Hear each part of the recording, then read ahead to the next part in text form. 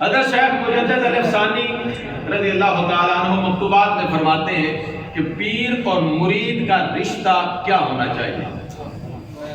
آپ فرماتے ہیں کہ مرید کی حیثیت پیر کے سامنے اس طرح ہونی چاہیے جس طرح میت کا تعلق نہلانے والے کے ساتھ ہوتا ہے. مردے کا غسل دینے والے کے ساتھ ہوتا ہے کہ مردے کی اپنی کوئی مرضی نہیں ہوتی. جو اس کو غسل دے رہا ہے وہ جس طرح کرے گا مردہ کچھ نہیں کہتا. وہ اس کا ہاتھ پکڑے، پاؤں پکڑے، چہرہ ادھر کرے، پانی ٹھنڈا ہو گرم ہو، مردے کی کوئی مرضی نہیں. اسی طرح مجدد پاک نے فرمایا کہ جب شیخ کامل کے ہاتھ میں ہاتھ دے دیا اور وہ شریعت کا تابع ہے، اب مرید کی اپنی مرضی ختم ہو گئی، اس کو مرشد کی مرضی کے مطابق چلنا ہے. جب وہ مرشد کی مرضی کے مطابق چلے گا تو پھر اسے راستہ مدینے کا ملے گا. جب اس ترتیب پہ پہنچے گا مدینے والا اسے خدا سے ملا دے گا. کہ مرید اور مرشد کا آپس میں تعلق یہ ہونا چاہیے. ہم واپس جاتے ہیں کہ ہم عرس میں شامل ہوئے، دعائیں کروائیں بھی، دعائیں کی بھی، لنگر بڑا مزیدار تھا. کبھی یہ بھی جا کے دیکھا کہ ہمارے مرشد کا چہرہ کیسا تھا؟ سبحان اللہ. ہمارے مرشد کا چہرہ کیسا تھا؟ میں ایک کم علم آدمی ہوں، طالب علم ہوں. آپ الحمدللہ سمجھدار حضرات بیٹھے ہیں. حضور قبلہ شاہ صاحب کی اجازت سے 1,24,000 کم و بیش نبی اللہ کریم نے بھیجے. مجھے کسی ایک نبی کے بارے میں بتائیں کہ اس کے چہرے پہ یہ داڑھی مبارک نہ ہو.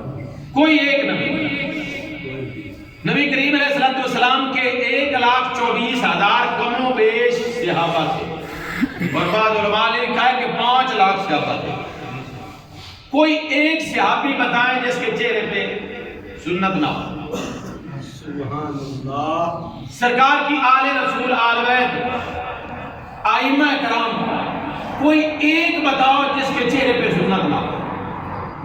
ہمیں پیار ہے اللہ کے نبیوں سے، ہمیں پیار ہے امام الانبیاء سے، ہمیں پیار ہے سرکار کی آل سے، ہمیں پیار ہے سرکار کے صحابہ سے، تو ہمیں ان کی صورتوں سے پیار کیا ہے. غلامی رسول میں موت قبول ہے، غلامی رسول میں داڑھی قبول نہیں. یہ کیسا ایمان ہے، یہ کیسی محبت ہے، یہ کیسا پیار ہے کہ ہم اپنا ہاتھ دے کے ہاتھ میں یہ عہد کرتے ہیں بے کمانی بک جانا کہ اب ہماری مرضی ختم ہو گئی، مرضی اب مرشد کی شروع ہو گئی. مرشد کے چہرے جیسا ہم چہرہ نہ بنا سکے، مرشد کی صورت جیسی صورت نہ بنا سکے، مرشد کی سیرت جیسی سیرت نہ بنا سکے. کیا ہم نے اس عہد کو نبھایا؟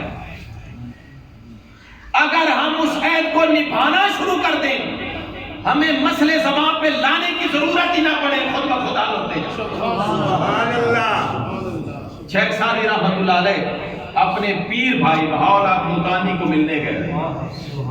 سامنے دیکھا کہ ایک بزرگ شیر کے اوپر سوار ہے، ہاتھ میں سانپ پکڑا ہوا. حیران ہوئے یہ کیفیت. انہوں نے فرمایا سعدیہ پریشان کیوں ہوتا ہے؟ حیران ہو گیا. حیران اس لیے ہوں کہ شیر بھی دشمن، سانپ بھی دشمن، ایک کے اوپر سواری ہے، دوسرے کو آپ نے چابک بنایا ہوا ہے. فرمایا حیرانگی والی کیا بات ہے، ہم نے اپنا سر مالک کے سامنے جھکایا، خدائی نے سر ہمارے سامنے جھکایا. اگر ہم بھی یہ کرنا شروع کر دیں اور یہ دل میں عقیدت سچی ہو، پکی ہو، تو مسئلے زبان پہ لانے کی ضرورت ہی کوئی